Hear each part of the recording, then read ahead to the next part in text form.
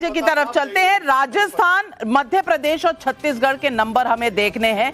राजस्थान में 25 सीटें हैं। एनडीए गठबंधन को 24 से 25 मिलने की उम्मीद है। इंडिया गठबंधन को 0 से 1, ऐसा सर्वे बता रहा है। वोट शेयर देखा जाए, एनडीए 55%, इंडिया गठबंधन 36%, अन्य 9%। मध्य प्रदेश में देखा जाए तो 29 में से 28 से 29 सीटें बीजेपी की, इंडिया गठबंधन 0 से 1। मध्य प्रदेश में वोट शेयर 59% एनडीए, इंडिया गठबंधन 37%, अन्य 4%। देखिए, ये इन्हीं राज्यों में अभी चुनाव असेंबली के हुए हैं। कांग्रेस पार्टी हारी है यहां, और अब लोकसभा चुनाव में भी बीजेपी का पलड़ा भारी लग रहा है। छत्तीसगढ़ में 11 सीटें हैं, 10 से 11 सीटें एनडीए को मिलने की यहां पर रुझान दिखा रहे हैं। इंडिया गठबंधन 0 से 1, अन्य 0। Chhattisgarh vote percentage 51% NDA, India गठबंधन 40%, अन्य 9। ये तो हिंदी हार्टलैंड के सीटों का।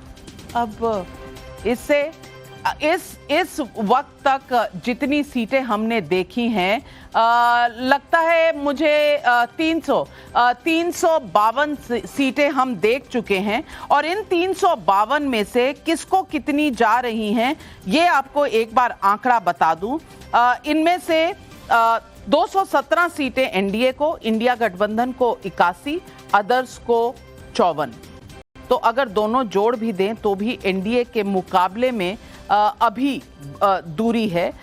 ये इस वक्त के रुझान बता रहे हैं। अब चलते हैं आपके, नवल किशोर जी, आपके राज्य में, मेरे राज्य में, जहां मैंने बहुत समय रहकर स्कूलिंग की है। बिहार की तरफ चलते हैं। बिहार में 40 सीटें हैं। किसको कितनी मिलने वाली हैं? चुनाव आज के दिन में हो अगर, तो एनडीए को 36 से 38 सीटें। नीतीश कुमार के आने का बहुत बड़ा फायदा नजर आ रहा है। इंडिया गठबंधन 2 से 3, अन्य 0। पार्टी वाइज देखा जाए तो 22 से 23 सीटें बीजेपी की, जेडीयू की 9 से 11, आरजेडी 2 से 3। कांग्रेस पार्टी, तहसीन पूनावाला जी जरूर सुनिएगा, दिल थाम के 0। एलजेपी 3 से 5, अन्य 0 से 1। वोट शेयर एनडीए 54%, इंडिया गठबंधन 35%, अन्य 11%, और कांग्रेस का 8%, आरजेडी 27%, जेडीयू 17%, बीजेपी 31%, एलजेपी 5% और अन्य 12%। बिहार में इंपैक्ट नीतीश कुमार के जाने का, और ये इंपैक्टोमीटर हमने जब ये दिखाया था 13 दिसंबर को बिहार का हाल, तो उस वक्त लगभग 22 से 24 सीटें एनडीए को नजर आ रही थी, और 15 से 17 सीटें महागठबंधन जो था उसको थी। अब ये सूरत बदल गई है। 36 से 38 सीटें अब JDU plus BJP in NDA, 2 से 4 सीटें इंडिया गठबंधन की। नीतीश कुमार का इम्पैक्ट है ये। आप मानेंगे कि 37 सीटें 23 से 37 सीटें अगर एनडीए की हो जाती हैं तो ये एक बड़ा शिफ्ट है। देखिए नाविका जी, यहीं पे सबसे बड़ा सवाल उठता है कि जिस बिहार में एक जनता नीतीश कुमार के इस फैसले को नकार रही है और तेजस्वी यादव के 17 महीने का कार्य को सराह रही है, वहां पे आप इस तरह की अगर दिखा रहे हैं, संख्या दिखा रहे हैं, तो मुझे लगता है कि इस सर्वे पे इसलिए हमें डाउट हो रहा है। ये चाहे 3 लाख का हो या 5 लाख का हो। लोकसभा की बात, चेहरा मोदी का है, नीतीश कुमार का नहीं है। सुन लीजिए, लोकसभा की बात कर रहे हैं। विधानसभा में चेहरा नीतीश कुमार थे, चेहरा नरेंद्र मोदी थे, लगातार बार कहते रहे, फिर भी आरजेडी सिंगल लार्जेस्ट पार्टी आई। और आप सबको मालूम है कि किस प्रकार से सत्ता से दूर रखा गया। उस समय भी, जिस समय हम लोग सत्ता में आने वाले थे, उस समय कैसा दबाव था, कितना स्लो हो गया था काउंटिंग, वो भी आपने देखा है। अभी जबकि 17 साल पर 17 महीना भारी पड़ रहा है, और उसका सिर्फ इस पे नहीं है। आप देखिए, 3 ऐसे वहां पे मुद्दे हैं जो कि राष्ट्रीय राजनीति को प्रभावित करेंगी। पहली, जो कि जातीय गणना हुई है और आबादी के हिसाब से हिस्सेदारी तय हुई है, वो राष्ट्रीय राजनीति पे चलेगा। दूसरा, नौकरी का जो मसला है, जिसमें कि बिहार ही नहीं, यूपी जहां पर बुलडोजर का राज चल रहा था, यहां पर दिखाया कि जो आरजेडी ने काम किया, बुलडोजर से फूल बरसाए गए, वहां मकान तोड़ रहे थे, तो जाति जनगणना राजस्थान, मध्य प्रदेश, छत्तीसगढ़, यहां भी तो चला था ना। लेकिन उसके वोट मिले। अगर असेंबली चुनाव में नहीं मिले तो लोकसभा चुनाव में क्या गारंटी है यही मुद्दे चलेंगे। और मैं मानती हूं 2019 में भी गौरव भाटिया जी भीड़ बहुत आई थी।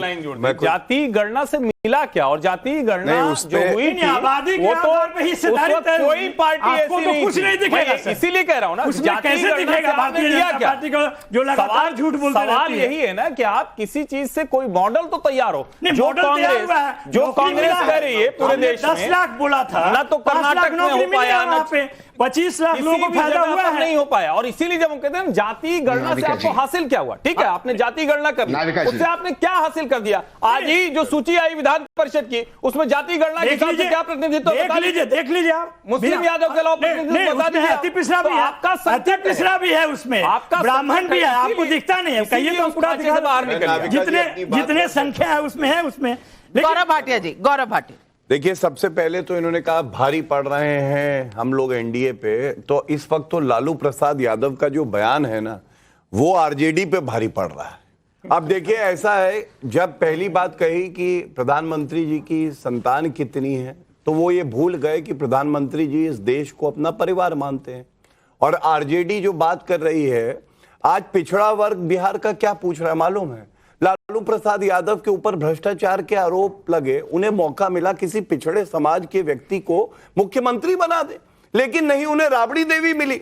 और उसके बाद इस पार्टी में और साथ में समाजवादी पार्टी में आज तक कोई भी यादव परिवार के बाहर का सदस्य अध्यक्ष नहीं बना है। ये लोग पिछड़े समाज की बात करते हैं। और मैं इतना ही कहूंगा, जब से चुनावी प्रक्रिया शुरू हुई, मत भूलिएगा, इनके पैरों की जमीन नीचे की निकल गई जब नीतीश कुमार जी इनको छोड़ के हमारे साथ आ गए।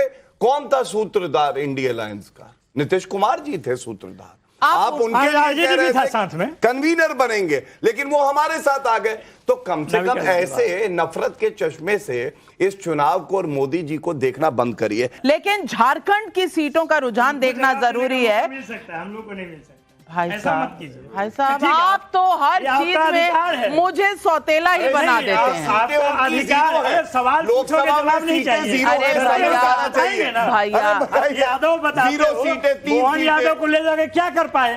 नंद किशोर यादव को बनाइए, क्या किए? झारखंड के नंबर आपके स्क्रीन पर 14 सीटें हैं झारखंड में। आज चुनाव हो तो 14 में से 12 से 14 सीटें एनडीए को, 0 से 2 सीटें इंडिया गठबंधन को, अन्य को 0।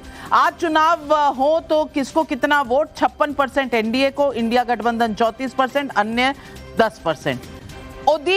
ओडिशा की सीटें अगर हम देखें, और इस वक्त ओडिशा का खेल बिल्कुल बैलेंस में है, क्योंकि बातचीत अलायंस की, एनडीए की यहां भी चल रही है। इस वक्त आप देखें तो 21 सीटें हैं ओडिशा में, एनडीए के पास 10 से 11 और बीजेडी के पास 10 से 11। बाकियों का तो यहां पर चारों खाने चित है।